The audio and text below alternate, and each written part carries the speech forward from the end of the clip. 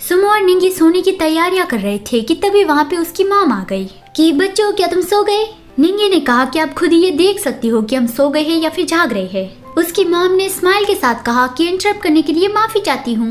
उस पर निंगी ने कहा कि आप सॉरी हो फिर भी इंटरप्ट करने तो आ गई ना। तो उसकी मॉम ने निंगी पे गुस्सा किया और सुमो की ओर स्माइल के साथ कहा कि मैं तो बस यहाँ पे ये देखने आई थी कि यहाँ पे कोई एक्स्ट्रा ब्लैंकेट है या नहीं। वो क्या है, आज तुम्हारे फादर को ना बहुत ज्यादा ठंड लग रही है। निंगी ने कहा कि हमारे पास नहीं है, लेकिन उसकी मॉम उसका ही ब्लैंकेट उठा के जाने लगी कि इससे काम बन जाएगा। अब मैं चलती हूँ, गुड नाइट। तो इस तरह से इन दोनों के पास सिर्फ एक ही ब्लैंकेट था जो उन्हें शेयर करना पड़ेगा। सुमो को तो बहुत जल्दी ही नींद आ गई थी, लेकिन निंगी को नींद नहीं आ रही थी। तभी अचानक से नींद में ही सुमो निंगी के करीब आया और उसे पीछे से हग किया। निंगी ने उसे दूर नहीं किया, बल्कि उसे अच्छा लग रहा था और उसे भी नींद आ गई। फिर अगले सीन में मुजिंग स्टूडियो में था।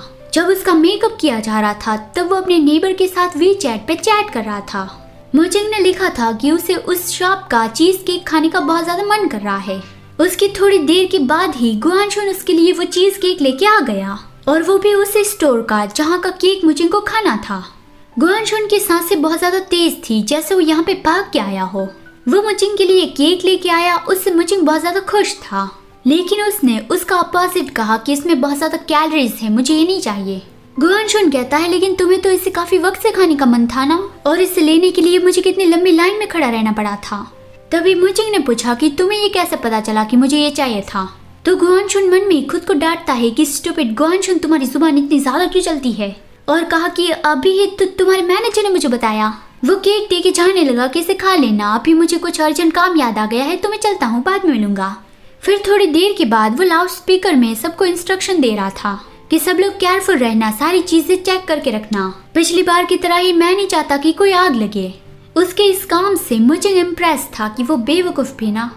फिर मुजिंग अपने घर पे था और अपने पड़ोसी से वीचैट पे चैट कर रहा था कि इन दोनों मुझे जो कुछ भी चाहिए होता है वो मुझे तुरंत ही ला के देता है, और वो भी मेरे बिना बताए।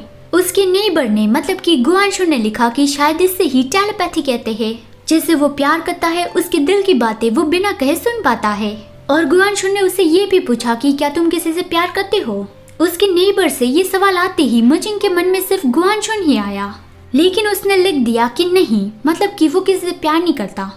फिर अगले सीन में निंगी और सुमो अपने घर वापस जा रहे थे। निंगी तो कार में बैठ गया था और शायद उसने काम करना भी शुरू कर दिया था, और यहाँ पे सुमो अपने सासू माँ और ससुर जी को बाय बाय कह रहा था।